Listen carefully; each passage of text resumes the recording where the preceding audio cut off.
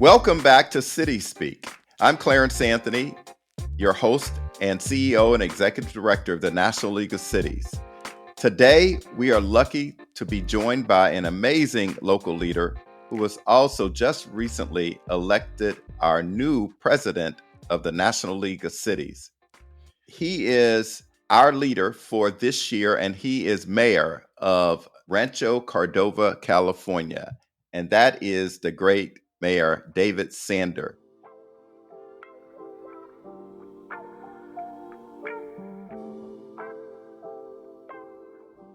David, how are you doing today? I am great, Clarence, particularly with an introduction like that. Well, there's more because you are our first guest in the year of 2024. And I also like to say Mayor Sander is currently the mayor, where he's serving in this role for the fifth time on their rotating city council. He's been with his city from the very beginning. He was first elected to Rancho Cordova in 2003 and has been in public service ever since. Of course, many of our members know that Mayor Sander is also a practicing virologist and is thinking about his presidential platform at NLC in that context of science, which is also always very interesting to have conversations with the mayor. This year, we'll be focusing on cities as laboratories of democracy. And we'll get into exactly what that concept is all about in this conversation. So let's start our conversation. You've been with Rancho Cordova since the very beginning. Tell us about what that process of building a new city from the ground up was like. Well, in a couple of words, it was a big challenge, a really big challenge. Perhaps the largest challenge of my life, I would say. On that election night, as we stood around and looked at each other, the five of us who had just been elected to a non-existent city, but a city who had just been voted in that very day by the people of Rancho Cordova, we were it for city government, the five of us. There was no staff, there was no infrastructure, there's no of the city, there was no city hall. The five of us were the sum total of city government. And so, from that basis, we had to establish a new city in an area that had been populated and developed for decades. Sacramento County is a little unusual. They, beginning after World War II, sort of resisted annexations and resisted the formation of new cities, thinking that they, as a county, could act as a city. Now, I have mainly a city audience here, so I know some people are probably laughing or kind of concerned about that statement I just made. Yes. And those people who are reacting that way, you're right. Counties are not good at that. They don't have the attention to detail that we have as city leaders. They get tied up in all sorts of other social welfare concerns and things that they have responsibility for that cities do not. Cities are really, where the rubber hits the road with regard to the quality of life issues that matter to us so much. And so what we faced that election night was trying to undo 50 years, roughly, of not great management under the county. It had never really been designed to do municipal issues.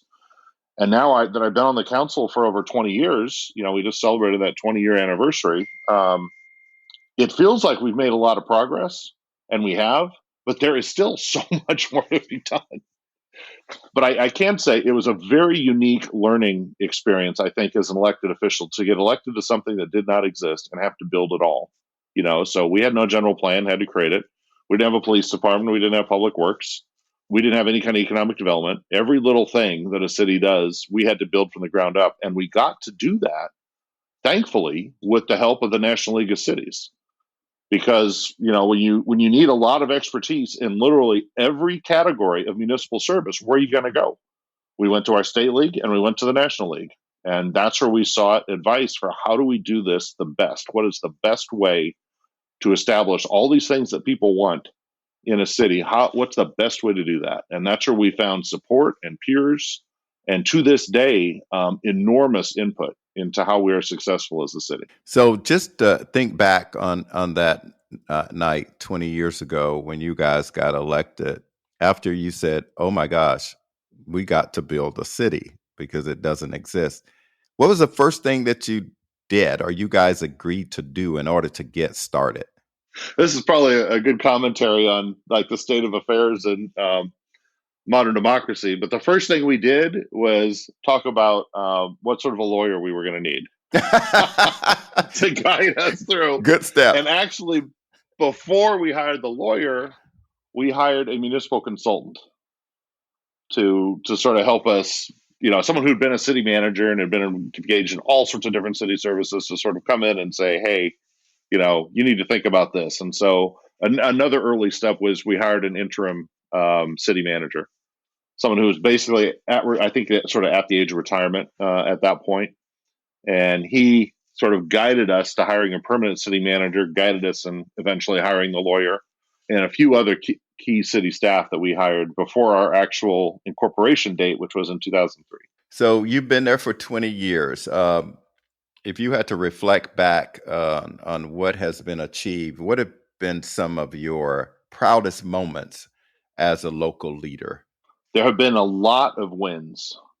Some of the things that stand out for me are probably getting the first giant federal grant to help us remodel Folsom Boulevard. And Folsom Boulevard is sort of the main street of Rancho Cordova. It's 4 miles long, runs right through the heart of the city. It's the backbone, basically, of Rancho Cordova. And it was a 1950s U.S. highway kind of feel with, bad infrastructure on both sides and tons of concrete. And we completely remodeled that thing, added a bike lanes on one side, protected by fencing, wrought iron fencing. We redid the drainage. We added decorative lighting. We created a median where there was none. Did a lot of work to fundamentally change what that street felt like.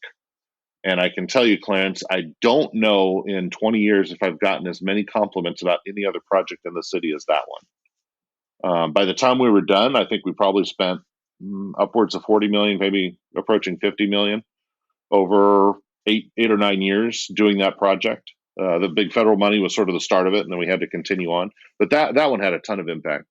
We rescued a historic building that had been everything under the sun from near gold rush times that's here in Rancho Cordova, and turned it into an art center with a sort of a theater space above, a public meeting space with a kitchen and an art gallery below that hosts everything from Smithsonian exhibitions to our local children's art shows. I think that has been a huge sort of memorable win. And I think, in the maybe the biggest way is just seeing our community step up on all sorts of little things. Whether we're organizing a neighborhood and that neighborhood association takes off and does great things, and those people realize, how much input and control they can have in their future and their own quality of life, and establishing those partnerships with those groups, whether it be sports teams or churches or arts leagues or whatever it may be, historical people with historical society interests. I think that's really our proudest moment as a city, in that we figured out how to do things differently without bureaucracy, without sort of a heavy hand of regulation over it, but letting people pursue the things they really love as partners with the city, not as clients or customers. I mean, that's a really powerful answer. And, I'll just add this to some of your comments as I asked you the next question. I often say that the easy part is getting elected. The difficult part is governing. So, what surprised you most about leading your city over the last 20 years? Oh, there's so much, so much. I think if you'd asked me on that election night, what's the number one thing that needs to be done in Rancho Cordova to turn it around? Because there was a sense that this place was failing. We had been a boom town in the 60s. We were the nexus nationally of rocket engine construction and testing. We were home to a major Air Force base. Both of those things, 20,000 employees on one side, 12,000 on the other, went away. And our boom period ended. And that's sort of when the drive for incorporation really kicked off, and then finally succeeded in 2002. So we were trying to come out of that dip. And I think what has surprised me the most is that on election night, I would have said, what we need is economic development.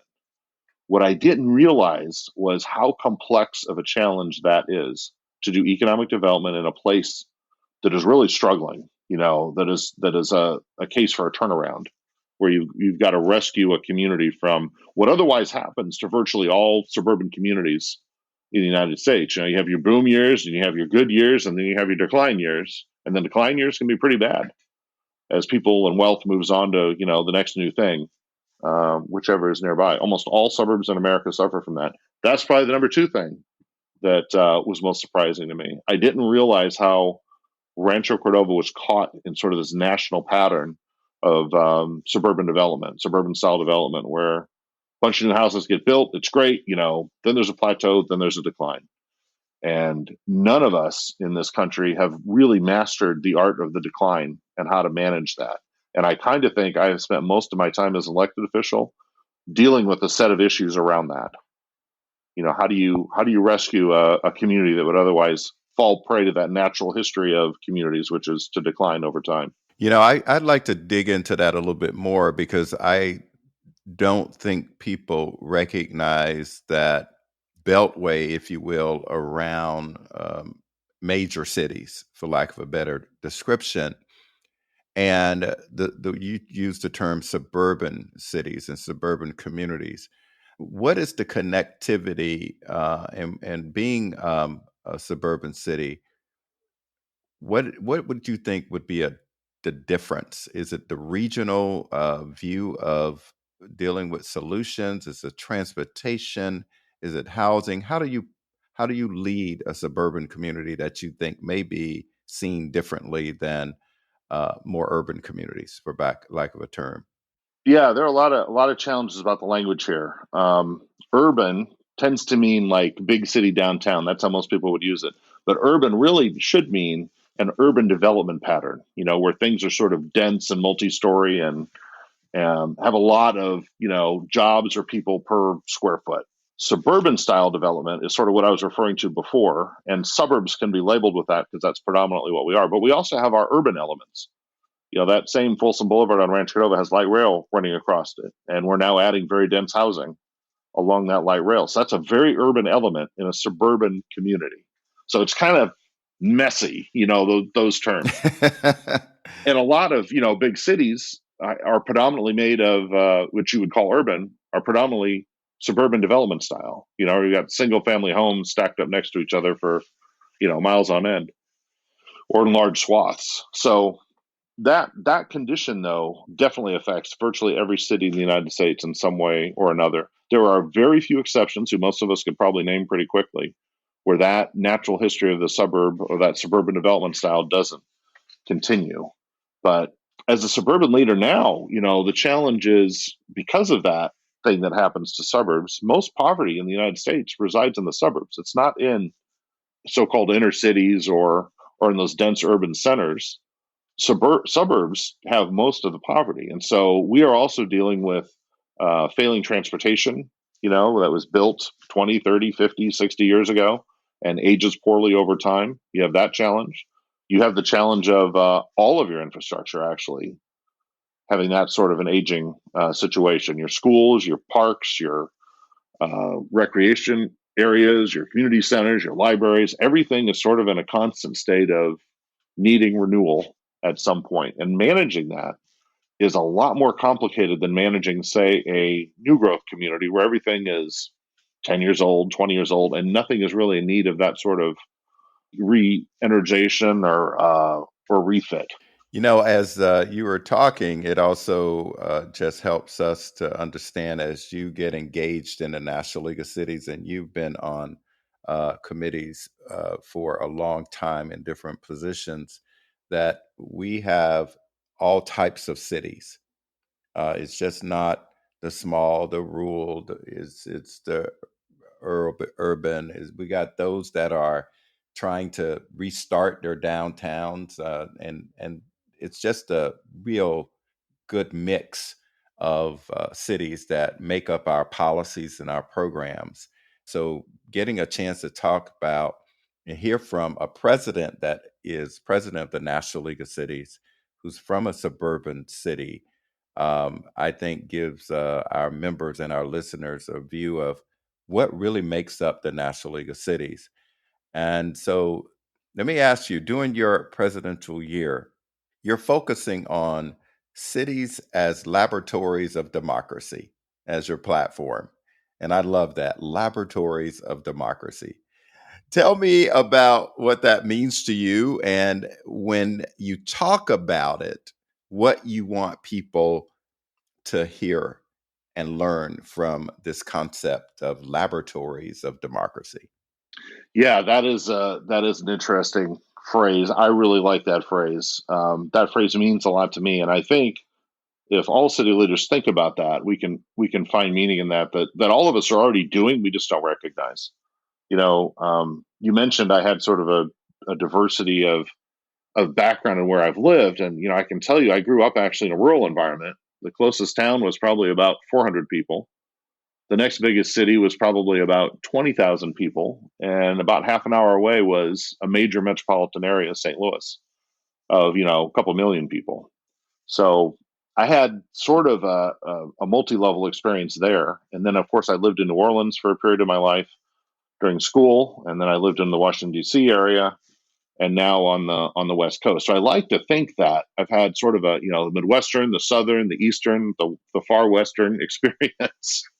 The small town all the way to the big city. I've lived the transit lifestyle, where my only means of mobility was my bicycle, other than my feet. So there's been a good diversity of experience in my background there. But I am, in the end, a scientist, and I'm a leader of this community. Particularly, given the challenges I've outlined here, people probably understand that we had to try stuff out and see what worked.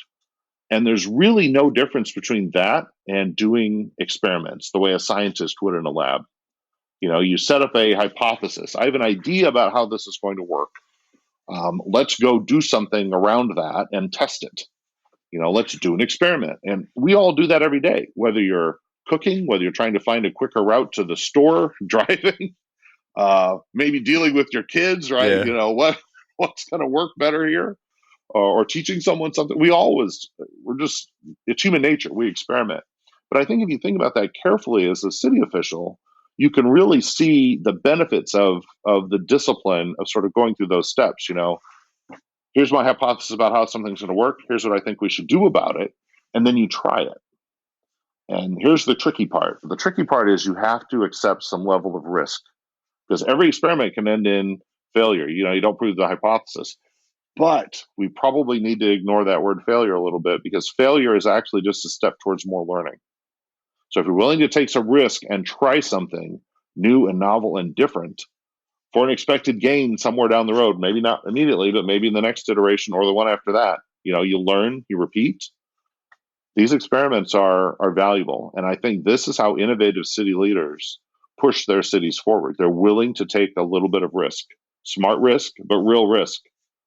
Clarence, I have this funny thing. Whenever I'm mayor in January, I'll go and I'll do a welcome to 2024 speech I'll be giving in a few weeks, and I'm going to say in that speech to my population in Rancho Cordova, you better hope we screw up this year. You better hope that happens, because if we don't, that means we're not trying. We're not pushing any edge. We're not trying anything new or novel. We're not trying to really improve anything. We're just playing it safe. So if you don't see us mess something up, you should be worried. And everybody kind of applauds that line, right? City staff in particular, they applaud that line. So then we get to, say, October, November in my presidential year, and I need to do the State of the City end of the year speech. Boy, then it's crickets from city staff about, where did we screw up? Because I promised we were going Oh, to. Now I need to hear it. Where did we screw up? What could we have done better? It's really hard for human nature, to be willing to do that. Particularly if you have, like an unhealthy level of bureaucracy, in your community, where no one wants to ever have blame for anything. No one ever wants to take a risk. So, doing those sorts of things, I think, as a city leader, sort of testing your community, testing your staff, can be valuable to figure out whether or not you have a tolerance for risk. yeah, I love that concept and thought about taking risk. I think because we are public officials, and any risk that we take, it's a public success and a public failure, right? It gets written up in the newspaper. How would you advise, because you're going to have municipal leaders listening to this podcast and wanting to learn something from you and your experience associated with this term, taking a public risk. How do you advise someone to approach their decision making in terms of this innovation, taking risk, and being too cautious? I think the framing of it is what is absolutely critical. The framing of it may be even more important than the execution of it, particularly if you're in an environment where you're worried about the headline. And that's sort of I'd say the cheap political advice is always, examine everything you do and imagine it's a headline, and is that okay with Yes. you? Whatever could happen. Maybe this is a benefit, Clarence, to less local journalism as we're seeing lately, but let's not go there in this discussion. No, that's another episode with. But if you frame this up, I mean, there are some steps you need to take. Like, you need to let your city manager know, and you have to have a city manager that's willing to, take some greater risks. And you have to let them know that you've got their back, that you're not going to hang them out to dry if this happens. They have to then pass that on to their line staff, all the way down to line staff. And frankly, the city council can be pretty powerful in doing that. Talking up front about, we are going to try, I don't know, let's make up an issue, a new way of collecting parking meter revenue. Most suburbs don't have parking meters, but anyway. And instead of, collecting coins, we're going to do this app. And, we're not sure this app is going to have great adoption, and there might be some issues with elderly people not knowing how to, whatever. But you're going to take a risk in doing it. But if you frame it at the outset, like, we think this is an improvement, and when we come across problems, we're going to deal with them, and maybe reframe and do things a different way. When you get those complaints later on, or someone wants to make a political issue out of it, you've already said, we're not sure this is the ultimate solution, but we're working towards it. I think that, expectations of perfection are really plans for zero innovation, right? You simply cannot improve without taking some level of risk. And the more that we can be with our public and partners with them in accepting that kind of risk and working through it, the better off we are. But if we get into a gotcha environment, where for political reasons or bureaucratic reasons or whatever, people are wanting to say, gotcha, you messed up, that is an incredibly corrosive place where, progress is almost impossible. So I think we just need to be very culturally aware and be good at the framing.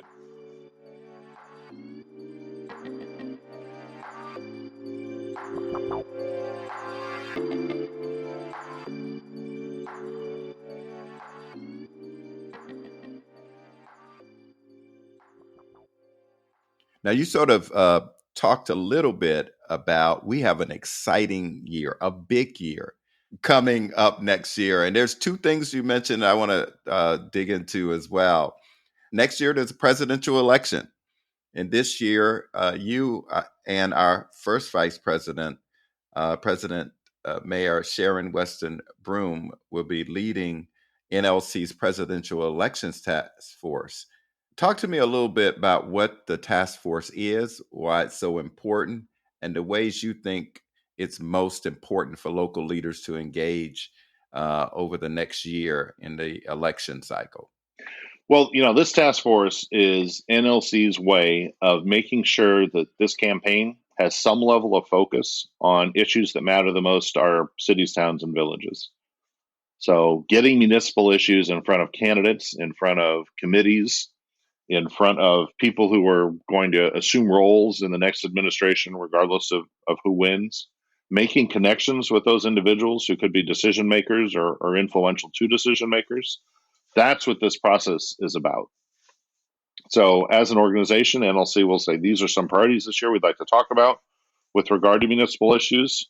And we will engage with both of the presidential campaigns and all the people who are in turn engaged with those presidential campaigns to try to make those issues more obvious and relevant. Because I guess the old joke is, if you're not at the table, you're on the table, or something like that, right? You're on Clarence? the menu. We do not want to be carved up on that table. We want to be sitting at the table with our friends who are making the decisions about what gets carved up or altered. So really, this is an exercise to get us in front of those decision makers, build relationships with those decision makers, and hopefully see people who have municipal experience, city council members, mayors, city staff members, get appointed to some critically important positions in the federal government that could be of assistance to NLC in all the cities, towns, and villages in the United States. So I'd say that is sort of it writ large. At the smaller level, local elected officials, we know we have a lot of political power, and often we don't exercise it. But an election year is a time when everyone who's running for a federal office, they're running for the House, they're running for the Senate, they're running for president, is going to want as much support from local leaders like us as they can get. And this is our opportunity as local leaders to step up and sort of leverage our experience and our influence for the betterment of our communities and all communities in the U.S. So I would encourage all of us who are sitting here as elected officials or staff to step up into those roles and get engaged in these campaigns, not so much as a partisan, which I think is far less important with regard to political parties, but if you're going to be a partisan for cities. Take the pro city message into Republican campaigns and Democratic campaigns, educate them about your issues. That's the opportunity we've got this year. Now, that sounds very exciting, and we will be lifting that up, and you will be the voice and face along with Mayor Weston Broom from Baton Rouge. Now, also, you already sort of teased this. In 1924 in Lawrence, Kansas, the National League of Cities was founded, and we officially kicked off NLC's 100th anniversary at the closing general session of our city summit conference in Atlanta just a few weeks ago. As you think of that 100th anniversary and our centennial celebration, what do you want America to know about the National League of Cities or cities at large? I think what I would love to highlight in this centennial year is all of the great accomplishments that cities have made on behalf of our residents, working with our residents. And in that context, view the future. Where are we going from here? Because just like in the history of my community, in any community, you can chart the amount of progress that's been made, whether it's in the health, of our residents, or the opportunities for our kids, or the economic success, or the social success. There's just a lot to point to about how much higher our quality of life is, for example, than it was before. How much safer we are, and those things are often overlooked, frankly. If it bleeds, it leads. Sort of journalism has led us to be sort of pessimistic about who we are and where we are, and I think the opposite is really true. And cities have played an enormous role in those improvements and will continue to do so. And I would love to see, as part of this 100th year celebration, not only do we celebrate that 100 years of success, but we sort of chart a path forward and inspire people about what's possible in the next 100 years with regard to cities and communities all over this country. Well, you're for sure going to get a chance to do that because we're going to be on the road. We're going to be going to cities and communities and villages all around America in 2024. So I'm excited about what we're going to do to talk about the impact that the National League of Cities has had on America. And you know what? I want to ask you for some advice. And the advice is for municipal leaders and staffers all over America. As they look into the year 2024, and we know that local leaders have so many things that they're working on and challenges and opportunities to innovate. If you had to give local leaders nationally some advice as to how they move forward and keep the momentum and keep the excitement about public service as we open up 2024, what advice would you provide? I think if you really want to magnify that feeling that most of us get from being public servants, you want to magnify that and let other people experience it. The only way to really accomplish it is to bring them in. Bring them in as partners in your community. Don't think of them as customers. Don't think of them as residents per se, or even property owners or business owners. All those labels can be distracting. Think of them as partners. The only reason we exist as cities is because several thousand years ago, some people started living next to each other and figured out that, hey, we're better off, helping each other out by living nearby each other than we are on our own somewhere. And that is magnified into, all the metropolitan areas and small towns you find now. We are better together. And that's a fundamental human thing, that we are better off working together. But too often in government, what can happen is the population can tell us, hey, I want this done, and you go do it. You're the government. I pay my taxes, you go do it. The reality is we can never do everything that wants to be done or that we want to do, and things take far longer and are far more complicated than we all wished. But by working together, by bringing people in, you can accomplish amazing things. I mean, I can compare and contrast a couple of simple things in my community. Before we became a city, we did some big neighborhood meetings and got ideas from people. And one idea that kept cropping up was, we want a youth center in Rancho Cordova. You know how long it took us to get a youth center? 20 years. Oh my gosh. 20 years to get that done.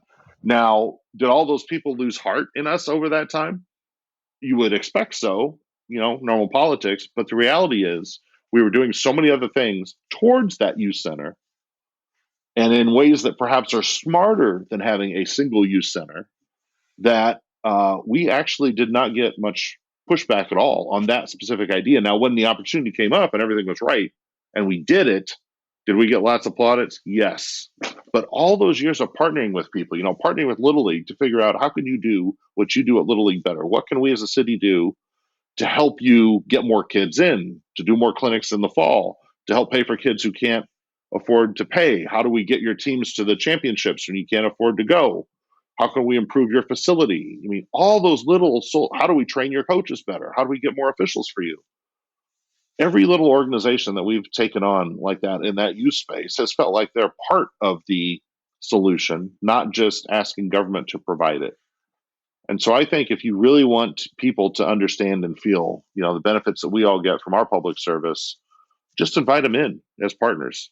Bring them to a table. Let them help you make decisions. Let them make the decisions, and you figure out how to support it.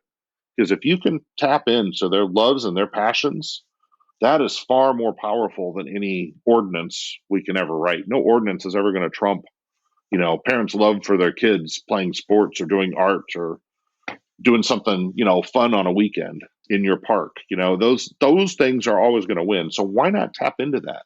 People want to love their city the way they love their family and their loved ones. They want that sort of relationship. We just have to get out of the way and let them have it with their city and support it, broker it, catalyze it, facilitate it, knock down the barriers to whatever success they're after. And that's where we can find real success, I think, with our residents, even in times when you are fiscally strapped and it seems like everything is running against you. There is huge opportunity in just that simple act of partnership. Well, City Speak subscribers, you've heard 2024 advice from our virologists, our scientists, our mayor of Rancho Cordova, California, and most importantly to this podcast, the president of the National League of Cities, David Sander. David, thank you so much for being here. I really appreciate you taking the time to share your vision, your past, and what brought you to public service and how you've been a pillar of development for a beautiful community, Rancho Cordova, California. And I look forward to working with you in 2024 and beyond. So thank you again for being here. Well, thank you, Clarence. It's been a real pleasure. And we are going to have an awesome 2024. We sure are. And I look forward to it, man. All right. That's it, y'all. Thank you all very much.